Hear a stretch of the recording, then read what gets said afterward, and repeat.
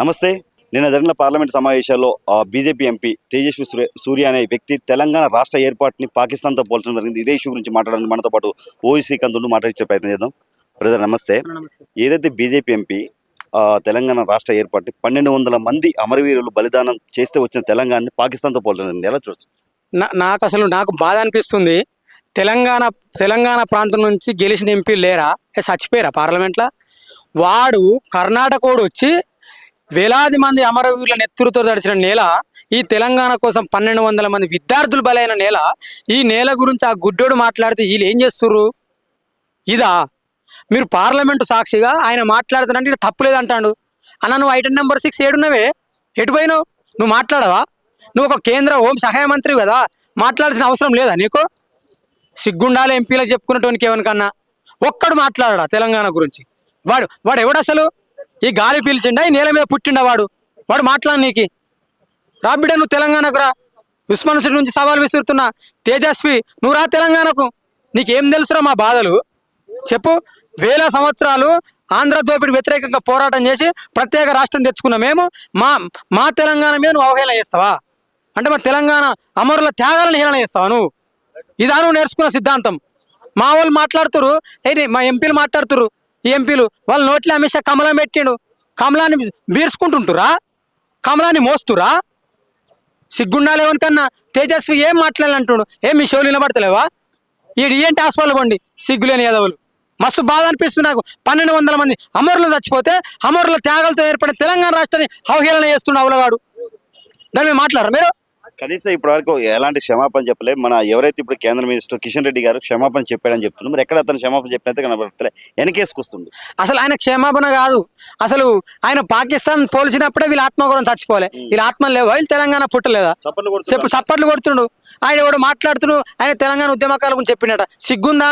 Video clip చూడండి ఒకసారి. తెలంగాణ ఉద్యమకాల గురించి చెప్పిండు ఆయన. పాకిస్తాన్ తో పోలుస్తాడా? ఈ నేలను పాకిస్తాన్తో సంబంధం ఏంద్రాబాయ్? ఏదైనా ఇష్యూ వచ్చినప్పుడు ఎందుకు ప్రతిసారి పాకిస్తాన్ అన్ని ఏమంటాం? వాళ్ళు అభివృద్ధి చేసింది శూన్యము. వాళ్ళు ఓట్లు రావాలి కాబట్టి పాకిస్తాన్ గుర్తు రావాలి. పాకిస్తాన్ అని తప్ప ఈ ప్రజల గురించి మాట్లాడిరా? ఈ ప్రజల కనీసం ఏం చేసింది బీజేపీ ప్రభుత్వం? ఏం చేయలే. జై శ్రీరామ్ అనాలి, లేకపోతే పాకిస్తాన్ అనాలి. ఇదే వాళ్ళు. అరే నేను ఇలా చాలా మంది నన్ను ట్రోల్స్ చేస్తారు. మీకు దమ్ము ఉంటే ఈ తెలంగాణ మట్టి మీద పుడితే ఈ తెలంగాణ గురించి అవహేళన చేసిన వాడిని ట్రోల్ చేయండి. మరి వాడిని చెయ్యరు. ఎందుకు చేయరు? అదంతా కమలం బ్యాచ్ కాబట్టి చెప్పాలి కదా.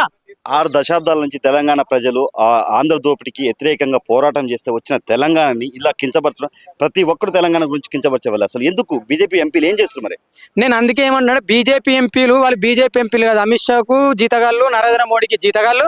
వాళ్ళ నోట్లే అమిత్ షా మోడీ కమలం పెట్టిడు, కమలాన్ని పీల్చుకుంటుంటారు తప్ప, కమలాన్ని ముద్దాడుతుంటారు తప్ప తెలంగాణ కష్టజీవుల గురించి మాట్లాడిన దాఖలా లేవు.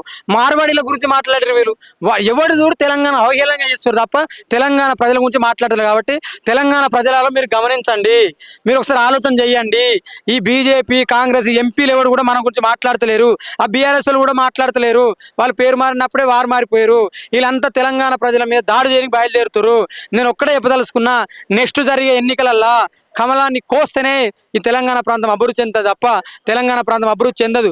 మన అమరుల మీద అవహేళన చేయడానికి వచ్చిన ఎంపీలా మీరు మాట్లాడేది? మాకు ఏమి వినబడలేదు అంటారు.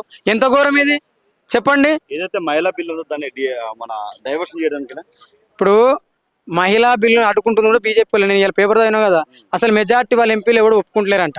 అందులో భాగంగానే మనం తెలంగాణ నేను ఒకటే అన్నా, వాడు ఎవడు ఏ బిల్లు అన్న పెట్టుకోండి, ఇది అస్తిత్వము, ఇది నా నేల. ఈ నేల గురించి తప్పుగా మాట్లాడితే, నా ప్రాంతం గురించి తప్పుగా మాట్లాడితే వాడిని ఈ ప్రాంతంలో పాతరేస్తాం. వాడు తేజస్వి కావచ్చు, వాడు అమిత్ షా, ఎవడన్నా కానీ ఎవడైనా ఏమన్నా మాకు సంబంధం లేదు. మా నేల గురించి మాట్లాడితే ఖచ్చితంగా తగిన మూల్యం చెల్లించుకోవాల్సింది. ఇక్కడ ఉన్న స్టేట్ బీజేపీ నాయకులకు ఏం చెప్పదలుచుకుంటారు?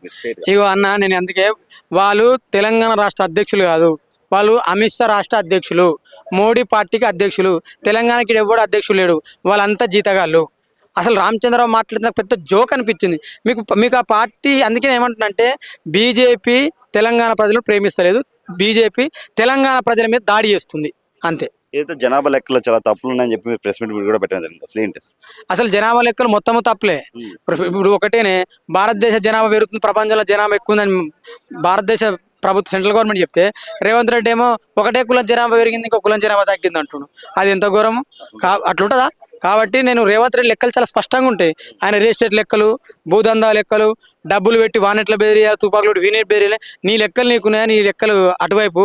ఈ లెక్కలు కావాలంటే ఒక కొత్త కమిటీ ఏవైనా కులం నుంచి వాళ్ళని ప్రాతినిధ్యం తీసుకొని లెక్కలు పెట్టాలి తప్ప నీ లెక్కలు అనుకుని ఈ లెక్కలకు వచ్చినట్టు నువ్వు మర్చిపోయి నీ లెక్కలు అటువైపు ఇటువైపు ఉండదని తెలియజేస్తున్నా.